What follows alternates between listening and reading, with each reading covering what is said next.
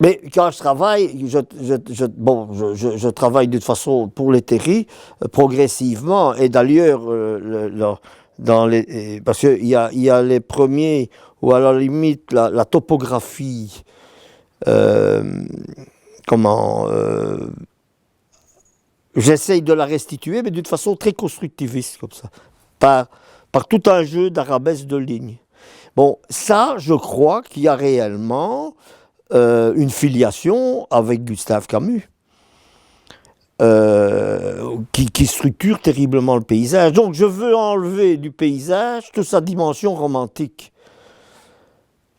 C'est-à-dire que, non pas, il ne me dérange pas, mais, mais cette option-là ne m'intéresse pas, c'est-à-dire l'espèce de pathos par rapport à un lieu, ce romantisme exacerbé que certains artistes, comme Paulus et d'autres, d'une bonne façon, l'ont illustré, ben moi, ça m'intéresse moins. C'est plus la structure graphique du paysage qui m'intéresse. Et alors, qui est cette espèce de mimétisme entre l'habitat, que l'homme est dans le pays, il n'est plus là présent, il est là dans des petits détails qu'on retranscrit dans le paysage. Et les moyens de liaison, c'est les circuits imprimés, qui sont à la limite, mais qui sont de plus en plus omniprésents maintenant, avec l'iPhone et des trucs comme ça. Hein, bon, parce que quand je peins ça, il n'y a pas encore de GSM. Hein. Donc, mais c'est fou parce qu'en même temps, tu te dis on en est nulle part avec tout ça et les liens sont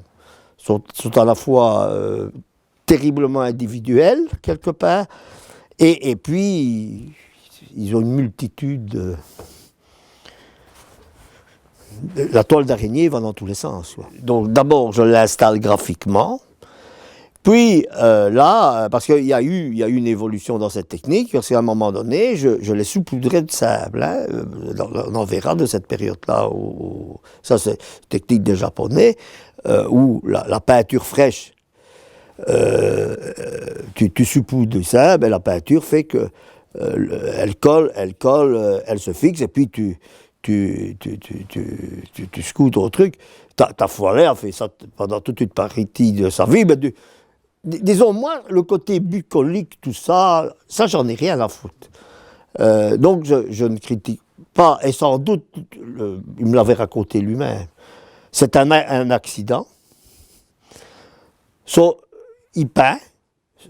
Le chevalet de campagne, un coup de vent, ah ben, à la mer du Nord, quand tu peins, il faut t'amarrer, vieux. le truc tombe. Bon, ça te fait un sale coup quand ça t'arrive quand même. Dans le sable, tu vois la fée. Donc, sans doute, il s'en va dépiter. Et il fout la toile quelque part, elle sèche, et puis il se rend compte, parce que t'as ce hasard-là aussi, hein, ce qui reste est intéressant. Et alors après, il va en faire une technique, et alors là, tu la penses et tout ça. Mais ça peut... Bon, moi, c'est d'expérience comme celle-là, donc ma toile n'est pas tombée dans du sable ni dans quoi que ce soit, donc je saupoudrais, comme les Japonais saupoudraient du nacre sur les estampes, hein, de la même façon. Donc, je saupoudrais, puis je fais des recherches. Et alors je cache, c'est un travail assez artisanal, assez important, je cache tout, tous les traits, puis je reviens avec des couches, et puis bon ce qu'il y a, en maîtrisant plus ou moins la technique par la suite, il ne faut pas que le spectateur subisse ça. Cette espèce de cuisine.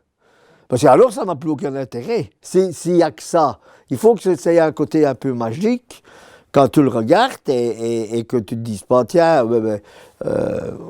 on a eu ça avec l'infographie d'ailleurs. Au début, c'était saisissant, puis tu disais Photoshop, c'est ça. Effet de spirale, crac. Et alors, ça n'étonne plus personne. Et même si l'effet de spirale n'est pas provoqué par la machine, inévitablement, elle est tellement omniprésente que tu ne vois plus que ça. Donc, plus tu élabores un travail, plus tu fatigues les yeux de celui qui le regarde. Donc, il faut être hyper prudent ou hyper talentueux comme les primitifs flamands.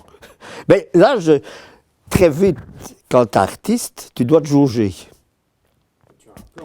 Oui, tu as un plan en tête, mais je veux dire, tu dois savoir jusqu'où tu peux aller trop loin. Et alors, ton expérience, et là je dirais que moi j'ai eu la chance d'enseigner longtemps, l'enseignement c'est extraordinaire. Parce que sans arrêt, tu es contraint à devoir solutionner des problèmes et d'essayer de ne pas les solutionner par rapport à toi, mais essayer de les solutionner par rapport à la personne que tu as en face. Et inévitablement, tu emmagasines plein de choses qui te permettent de toi-même après solutionner ce questionnement. Tu vois? Donc, la technique, parce que j'utilise l'aérographie, j'utilise plein de trucs. Mais tu as plein d'artistes qui ont utilisé. Mais à côté de ça, je ne suis pas exclusif. Hein. Je ne dis pas que la peinture, c'est ça. Hein. La peinture, ça peut être une tâche. Hein. Simplement. Hein. Mais en même temps, la personne va s'authentifier à tel ou tel morceau.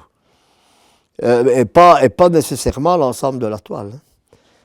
Mais donc, le paysage, quand tu regardes notre paysage, il est très structuré au bout du compte, hein, linéairement parlant.